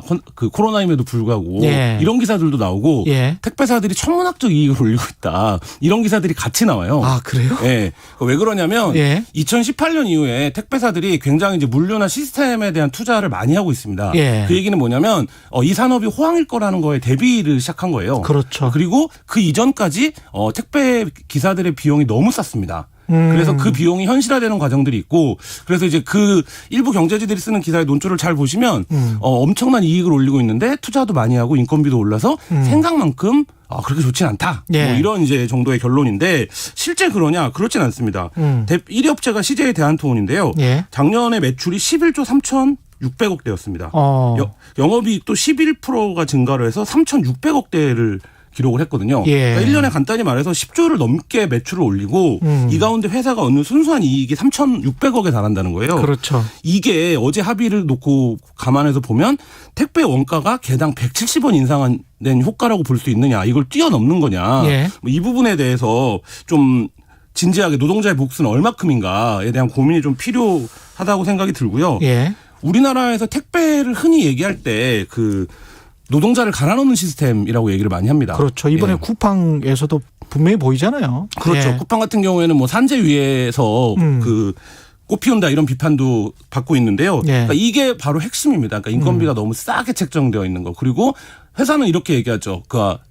아니어도 할 사람은 많다. 여전히 이런 직종이거든요. 그러니까 처우 개선이 이루어지지 않는데 과연 이 부분을 우리 사회가 계속 두고 갈 것인가 라는 부분에 대해서 좀 더 나아간 고민들이 필요하지 않은가 이런 생각도 듭니다. 물류센터, 물류창고 만드는데 돈이 많이 들기는 하지만 경영학적으로 생각을 해보면 일단 지어놨기 때문에 엄청나게 많이 지금 지었거든요. 그렇죠. 그게 이제 감가상각이 되면서 수익을 안겨줄 거예요. 그렇죠. 그리고 택배는 한국 물류의 특징은 경험입니다. 이게 인터넷으로 택배를 시켜보면 직접 시장에 가는 게 귀찮게 느껴지거든요. 그럼 결국엔 그 부분에 모두가 지금 적응이 되어 있는 상태이기 때문에 이 물류 없이는 안 돌아갑니다. 그러니까 그 부분을 감안하면 뭐 쿠팡에 대한 불매운동 이런 것들도 지금 일고 있는데 이게 아니라 소비자가 어떻게 직접 이 노동자에게 도움을 줄 수 있는 방법으로 연대할 수 있을 것인가 이런 거에 대한 좀 고민도 필요해 보입니다. 알겠습니다. 김한의 눈이었습니다. 감사합니다. 감사합니다. 청취자 4222님 택배기사들 너무 힘듭니다. 이번 합의사항 약속 꼭 지켜주세요. 청취자 김영진님 저도 완이형 코너 기다립니다. 이렇게 말씀하셨습니다. KBS 1라디오 최경영 최강시사 2부는 여기까지고요. 일부 지역국에서는 해당 지역 방송 보내드리겠습니다.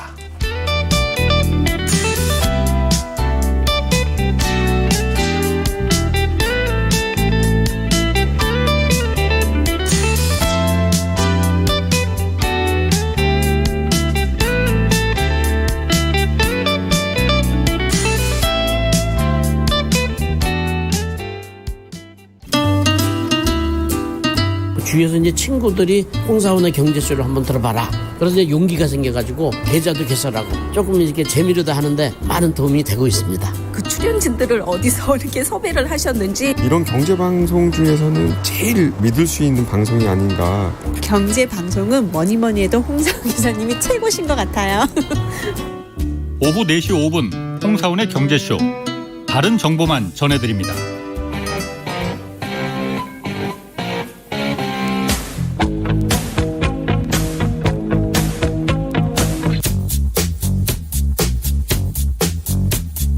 몸이 먼저 반응하는 음악이 있습니다. 몸이 먼저 반응하는 시사도 있습니다. 매일 오후 5시 5분 KBS 1라디오 주진우 라이브. 지금 시각은 8시 30분입니다. KBS.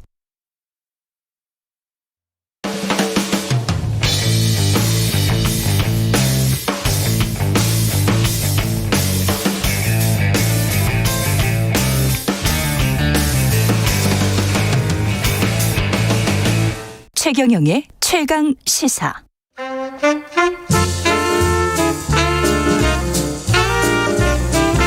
세상의 모든 뉴스를 탐구합니다.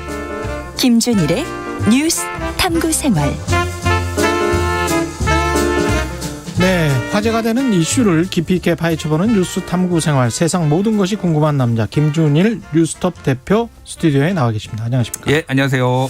오늘은 어떤 뉴스를 탐구해 볼까요? 예, 어저께 그 대체 공휴일을 전면 확대하는 법안이 이제 법안 소위를 통과를 했거든요. 그래서 오늘 행안위 전체 회의에서 이제 그거를 검토를 한답니다. 그래서 웬만하면은 이거는 통과될 가능성이 상당히 높아요. 그래서 이거에 대해서 반대하는 목소리도 있고 뭐 찬성하는 목소리도 있고 그래서 어느 정도 다른 나라와 비교해서 이게 어느 정도인지 휴일이 우리나라는 그리고 노동 그것도 시간 좀 알고 싶어요.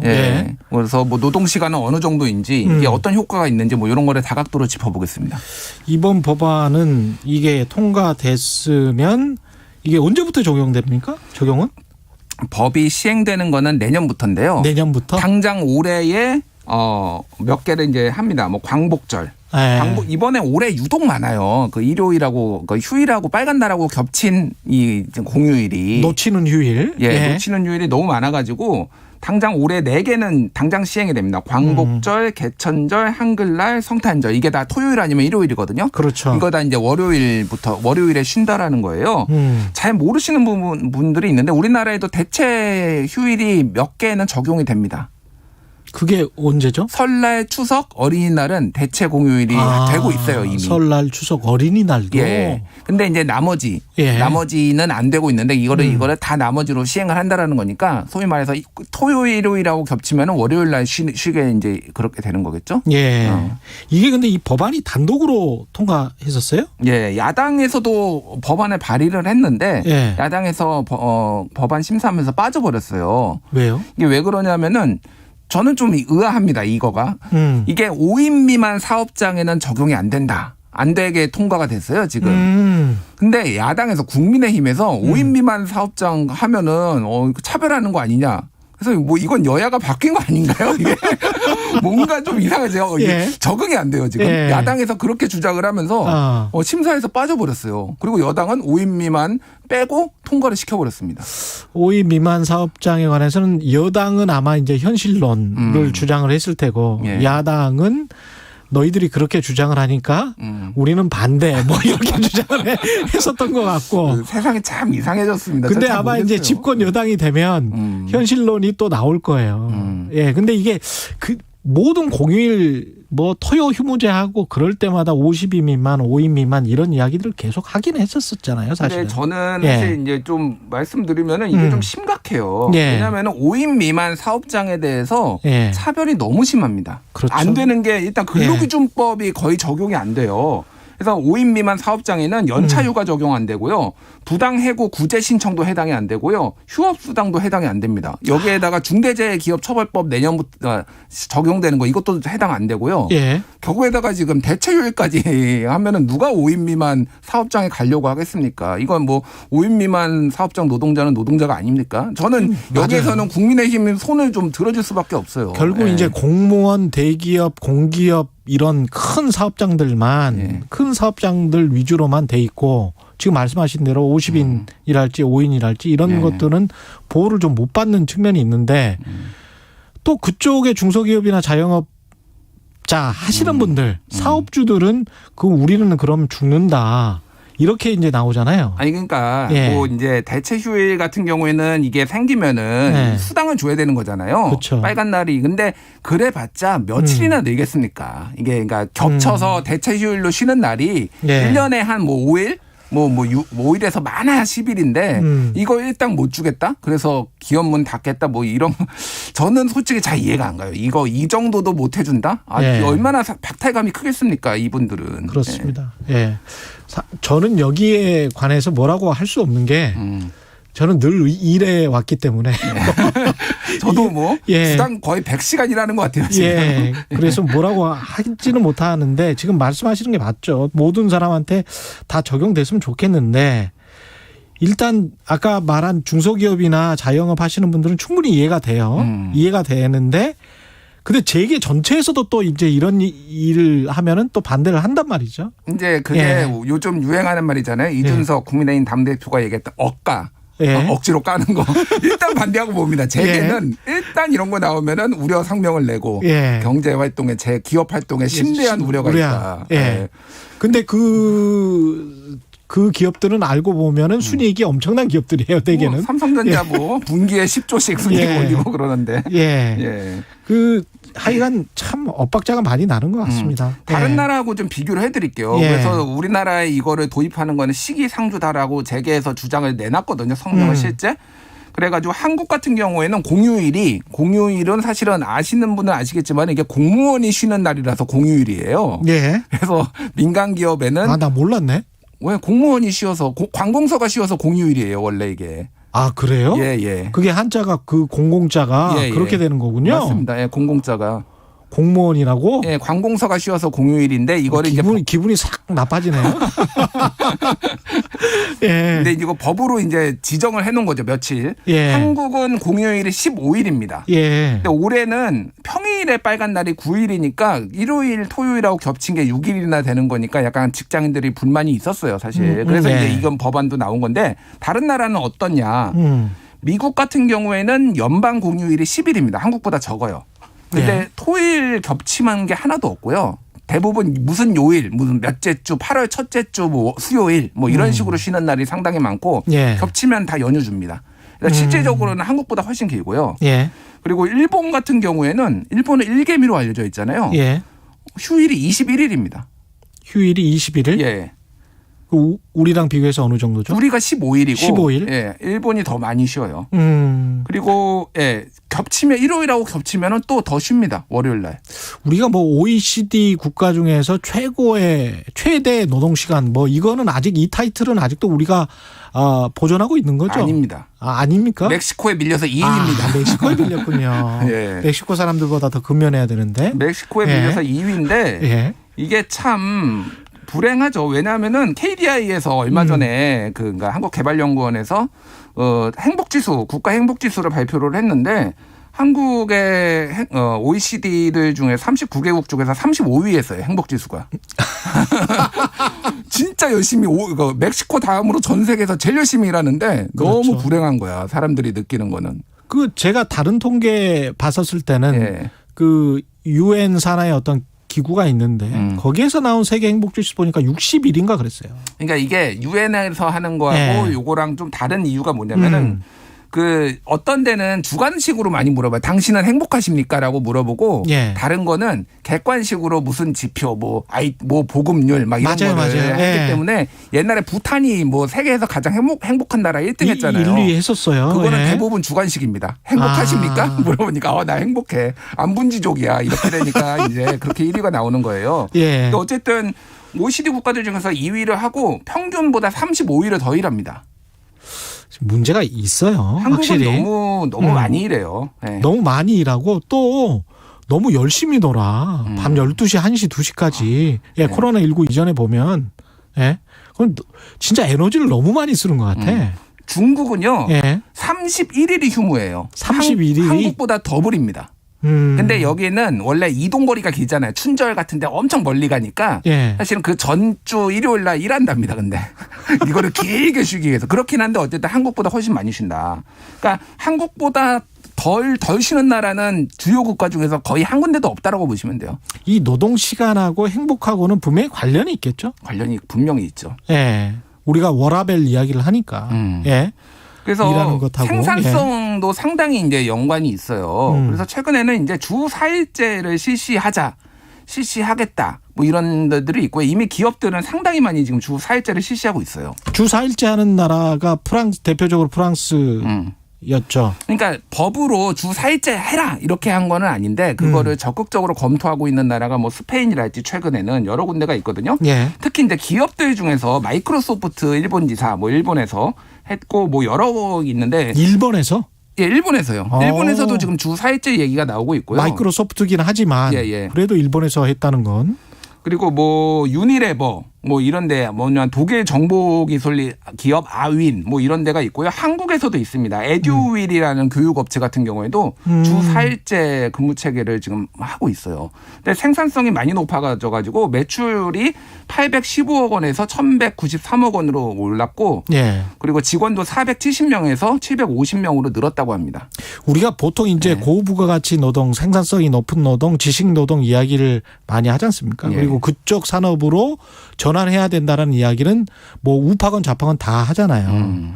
그런 생각을 해보면 사실은 지식 노동이랄지 고부가가치 노동이라는 거는 노동 시간을 딱 규정해서 이렇게 하기는 좀 힘들고 그래서 구글이 그렇게 사내 복지랄지 노동 시간에 대한 규정이 없는 거죠. 예. 그러니까 한국은 말씀하셨지만 노동 시장이 완전히 양극화돼 있어요.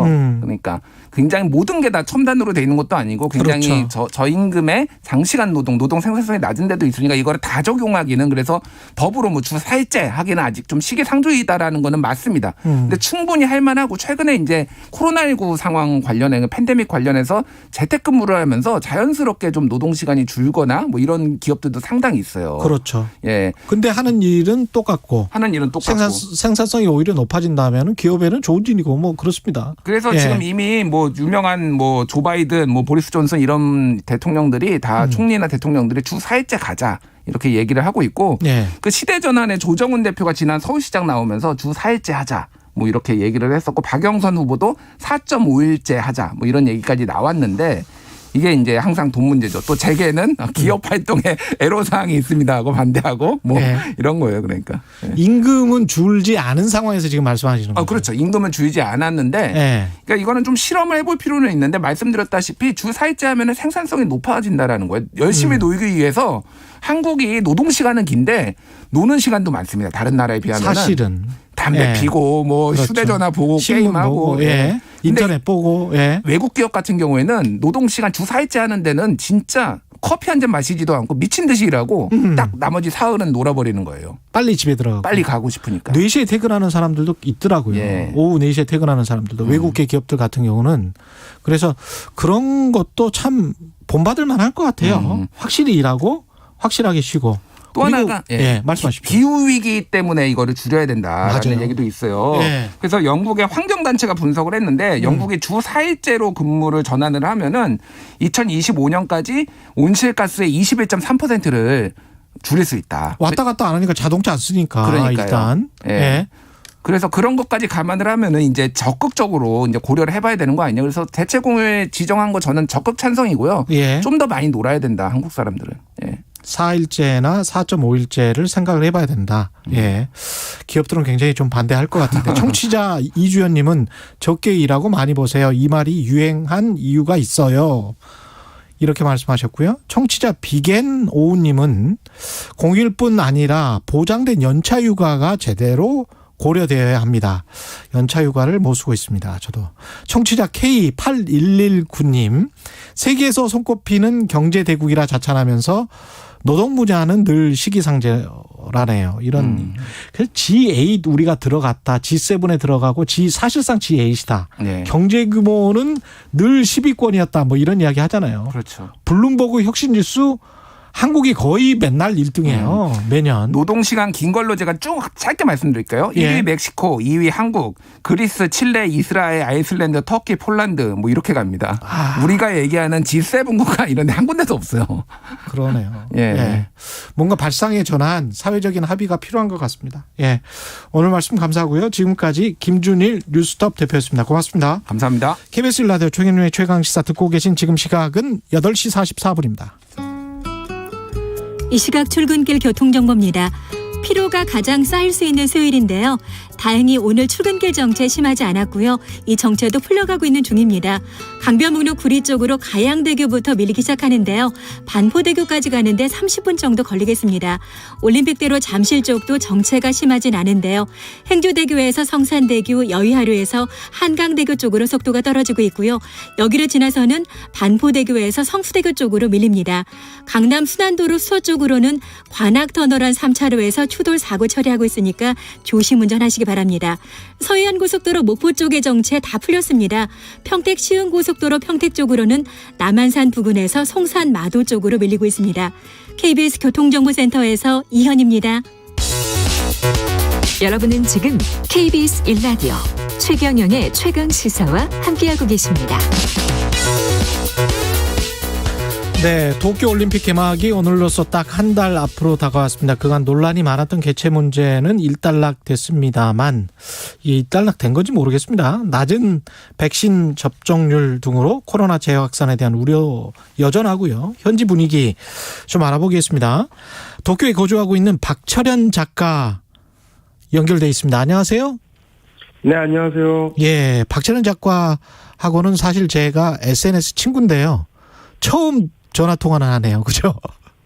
네, 그렇네요. 예. 반갑습니다. 예, 반갑습니다. 한참 SNS 안 하실 때 보니까 이게 코로나19에 감염되셨었어요? 네, 5월 달에 감염돼가지고. 예. 한 달 정도 거의 뭐, 자가격리 비슷한 거 하고. 예. 처음에 한 일주일 정도는 되게 무지하게 아팠죠. 예. 지금은 괜찮으시고요? 예, 지금은 복귀해서 그냥 평상시대로 일하고 있습니다. 예. 일본의 코로나 대응 시스템에 관해서 누구보다 잘 체험을 해보셨을 것 같은데, 어떻습니까? 네, 그렇죠. 예. 예, 제가 한번 아파보니까, 예. 저는 근데, 사정상 이런저런 이유가 있어가지고, PCR 검사를 못 받았거든요. 예. 안 받았다고 해야 되나? 예. 그러니까, 가장 많은 사람들이 나올 때 걸린 거라 가지고요. 예. 보건소 업무랄까 그런 것들이 이제 펑크가 나가지고. 예. 그러니까 제가 아마 코로나에 걸렸을 거라고 생각되는 날 전화를 했더니 5일 있다가 PCR 검사를 받으러 올 수가 있다고 하길래. 5일 있다가 PCR 검사를 받을 수 있다? 예, 그러니까 화요일 날 전화, 화, 수, 목, 금, 4일이네요, 4일. 4일 있다가 받을 수 있다고 그래가지고. 예. 4일 지나면 나을 것 같은데 이런 생각도 들고 그래가지고. 예. 그래서 복귀한 후에 제가 이제 항체 검사를 했는데 항체가 나오더라고요. 그러니까 역시 코로나 걸렸다는 건데. 예. 근데 제가 그 과정을 거치면서 좀 심각하다고 느낀 게 저 같은 경우는 그러니까 통계는 안 잡히는 그런 확진자 아닙니까? 그렇죠. 그러니까 이런 사람들이 일본에 제가 경험을 해보니까 얼마나 많을까라는 생각이 들면서. 예. 이제 코로나 관련 통계나 숫자 같은 거는 전적으로 믿으면 안 되겠다라는 생각이 조금 들더라고요. 아, 그렇군요. 네. 그러면 자가격리하고 병원에는 안 가고 그냥 혼자 스스로 나은 거예요? 이게 지금 상황이? 네, 그렇죠. 저는 그냥 계속 약 같은 거 먹으면서 근탕 같은 거 그냥 완전 사제 약이죠. 그런 거 먹으면서 계속 혼자 버텼죠. 그러면 이게 한국인이어서 그런 게 아니고 일본 사람들도 이런 겁니까? 일본 사람들도 마찬가지로 이렇게 한 4일 있다가 보건소에 갈 수밖에 없고 이런 상황인 겁니까? 예, 그때가 그랬던 거죠. 그러니까 물론 자기가 이제 일반 시중에 있는 PCR 검사 해주는 클리닉이나 병원이 있긴 있는데, 근데 저 같은 경우는 처음에 감기 몸살을 앓았다가 그러니까 며칠 지나서 이제 미각이랑 후각을 잃어버려. 지금 이건 아직도 돌아오지 않고 있는데. 예. 그러니까 이런 경우, 그러니까 처음부터 아예 그냥 이건 코로나다라고 생각이 되면은 바로 이제 조치를 취할 수가 있는데 저 며칠 지난 상태였기 때문에 이제 보건소에서는 그때 당시 그냥 업무 펑크가 됐다는 것도 있고, 예. 그냥 일반 시중에 있는 병원이나 클리닉을 갈 수는 있는데, 뭐 조금 이제 회복 단계에 들어선 것 같고 그래가지고 그냥 안 가버렸죠. 제 판단으로. 근데 그런 사람도 상당히 많습니다. 지금 일본 코로나 확진자 상황은 어떻습니까? 지금은 상당히 많이 내려갔는데, 예. 근데 이제 확진자 수는 줄어들고 있지만, 근데 이제 실제로 검사하는 사람 숫자들도 좀 줄어들고 있어가지고. 그러니까 이거 그런 걸 보면은 뭐 제대로 된 통계랄까 그런 건 솔직히 모르는 거죠. 그래서 그럼 이제 백신이라도 잘 맞아야 될 텐데 백신도 일본이 지지부진해요. 근데 백신은 최근에 속도가 좀 올라오고 있어가지고. 예. 근데 뭐 물론 이제 스가 총리 같은 경우는 하루에 100만 회 접종이 가능하게끔 하겠다라고 했는데. 예. 거기까지는 뭐 여기 역량상 캐퍼시티상 절대 무리인 것 같고. 예. 그래도 한 70만 명, 60만 명, 70만 명 수준, 70만 회 수준까지는 올라온 것 같습니다. 지금 1차 접종한 비율이 어느 정도로 되나요? 1억 2천만 인구 중에서? 예. 1차 접종 비율은 지금 한 3%, 4% 되죠. 그러니까 한 2천만까지는 안 가고요. 예. 한 1,400만, 500만 정도? 예. 10% 조금 넘겠구나. 예. 그리고 2차 접종이 좀 있으니까, 그 토탈로 해가지고, 한 1차 접종 한 1,500만 정도 될 것 같습니다. 1,500만, 600만 될 것 같습니다. 10% 조금 넘네요. 우리랑 비슷하게 시작을 했는데 굉장히 많이 느린데요. 우리랑 비교하면 왜 이렇게 늦게 된 건가요? 어떤 행정책에 문제가 있나요? 그러니까 처음부터 3월 달부터 이제 처음에 백신 접종을 하겠다는 게 3월 15일 날 이제 그 고노타로 백신 담당 장관이 이야기를 했는데. 예. 그 다음부터 시행착오가 여러 번 있었어요. 그러니까 처음에는 뭐 예를 들어서 6월 말까지 고령자 한 3,600만 명 정도 되는데 예.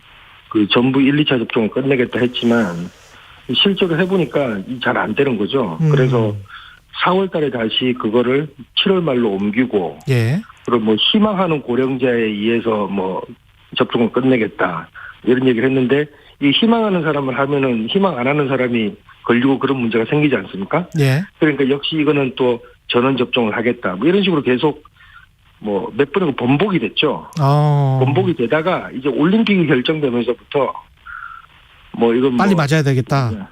예. 빨리 맞아야겠다 이런 게 있어가지고 그리고 고령자뿐만 아니라 일반 접종까지 동시에 진행해야겠다. 그래가지고 그러니까 접종권이라는 것을 먼저 우편물로 보내서 저희 집에도 지금 도착했습니다. 접종권을 우편물로 보내요?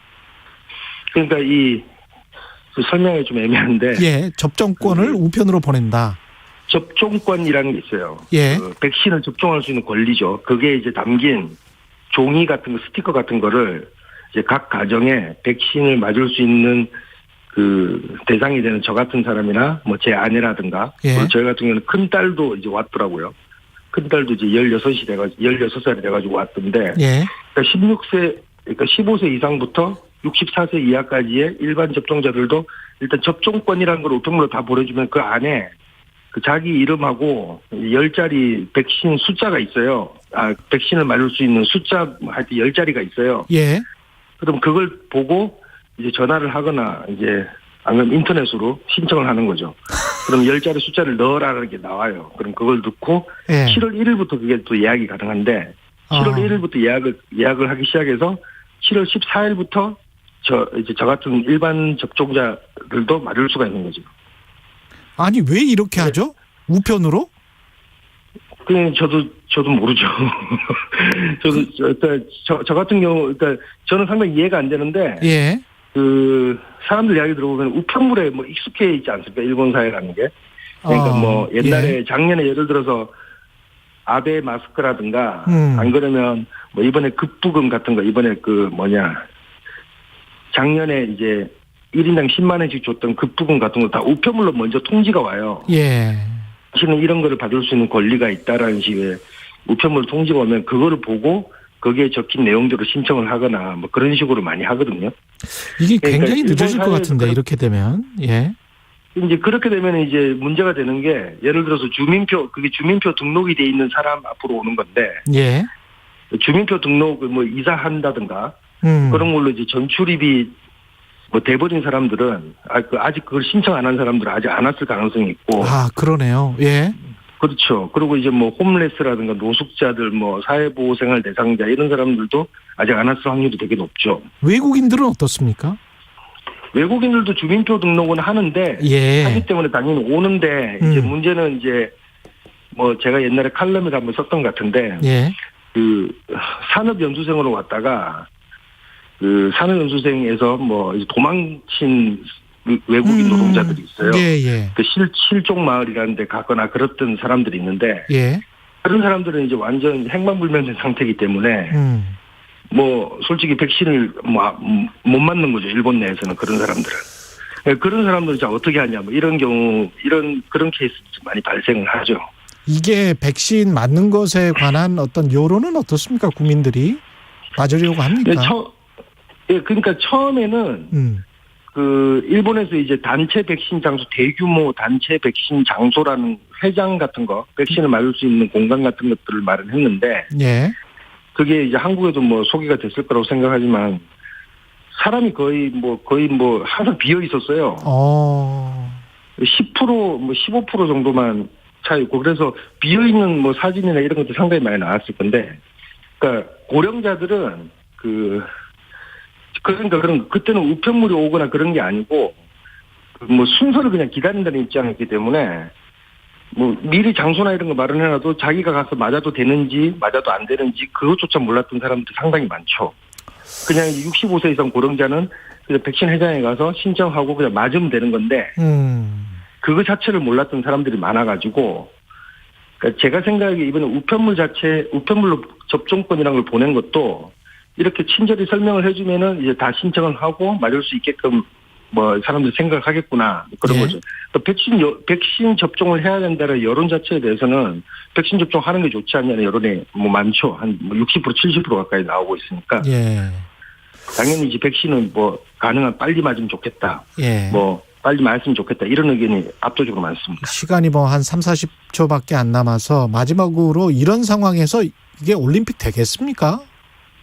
올림픽은 무조건 하죠. 무조건 하는데 올림픽을 하지 않으면은 그 총선거에서 올림픽을 어느 정도 해가지고 좀 뭐라 그럴까 좀 분위기를 띄우지 않으면은 당장 선거가 지금 열리기 때문에요. 예.